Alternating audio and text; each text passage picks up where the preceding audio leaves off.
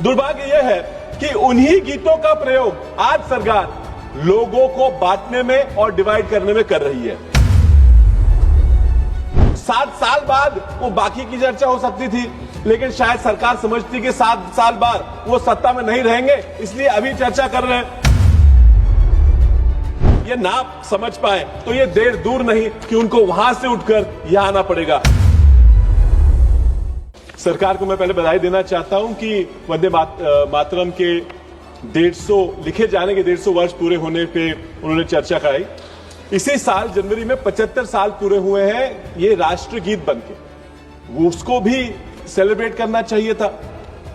पिछले 2021 में 125 वर्ष पूरे हुए जब पहली बार गुरुदेव जी ने ये गाना गाया था। 125 बार, 125 साल हो गए, उसे भी सेलिब्रेट करना चाहिए था, लेकिन शायद उस वक्त बंगाल के चुनाव नहीं थे तो उन्हें यह जरूरत महसूस नहीं हुई। स्वातंत्रता संग्राम में लोगों को एकजुट करने के लिए संगीत और कविता ने बहुत अहम भूमिका निभाई है। बंगाल में जैसे वंदे मातरम से पंजाब में रंग दे बसंती, वैसे ही हमारे महाराष्ट्र में भी साने गुरुजी का बल सागर भारत हो वो विश्वास शोभुनी राहो, हमारे सांगली के जीडी माडगुड़कर साहब, गदी माडगुड़कर साहब ने कहा था वेद मंत्रा हूं ना आम्हा वंदे वंदे मातरम। उसका जिक्र अरविंद सावंत जी ने किया था तो मैं उस पर और नहीं बोलूंगा कि हमारे ही सांगली के शंकर और शाहिर शंकर और निकम जी ने क्रांति सिंह नाना पाटिल की जो पत्री सरकार बनी थी, पैरेलल गवर्नमेंट बनी थी, उसमें लोगों को इकट्ठा करने के लिए और उनको प्रेरित करने के लिए बहुत गाने लिखे थे और गाए भी थे।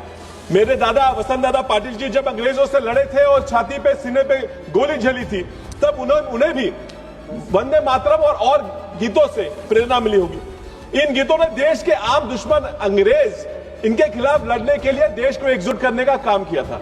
दुर्भाग्य यह है कि उन्हीं गीतों का प्रयोग आज सरकार लोगों को बांटने में और डिवाइड करने में कर रही है। मैं सत्ता पक्ष के कई स्पीकर्स की मैं सुन रहा था। 1937 में क्या हुआ, इससे उनकी सुई आगे ही नहीं बढ़ रही थी। किसने क्या काटा, किसने कितना चर्चा हुई, इसी पे बात चल रही थी। हमें 150 साल पहले लिखे गए 2 छंदों का जश्न मनाना चाहिए था। जो 4 श्लोक 1882 में हुए हैं, उनको 150 साल पूरे होने के लिए अभी मात्र 7 वर्ष बाकी है। 7 साल बाद वो बाकी की चर्चा हो सकती थी, लेकिन शायद सरकार समझती कि 7 साल बाद वो सत्ता में नहीं रहेंगे, इसलिए अभी चर्चा कर रहे हैं। तो जन गण मन भी एक लंबी कविता का हमने एक हिस्सा वहां लिया गया है। वैसे ही हमारे राजनीतिक विचार कैसे भी हो, पार्टी अलग अलग हो, लेकिन महाराष्ट्र में भी जय जय महाराष्ट्र माझा को राज्य गीत, राज्य गान बनाने का काम एकनाथ शिंदे साहब मुख्यमंत्री थे तब किया था, उनको मैं बधाई देता हूं। लेकिन उस कविता की वो जो जय जय महाराष्ट्र है, उसका भी एक अंग almost coming, I am not speaking much, उसका एक अंग उन्होंने काट दिया था। हमने क्या उनके मंसूबे पर शक किया? नहीं।